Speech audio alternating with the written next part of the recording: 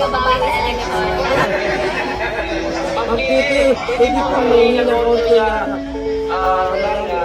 fix lang para sa mga kababayan natin. So, yun sa mga kababayan ko guys na patuloy lang yung pagdasal natin. Huwag natin kalimutan ang bahay at magulong. Pahinga na tayo, tapos huwag na natin silang makabulan. Doon na tayo babawi sa eleksyon.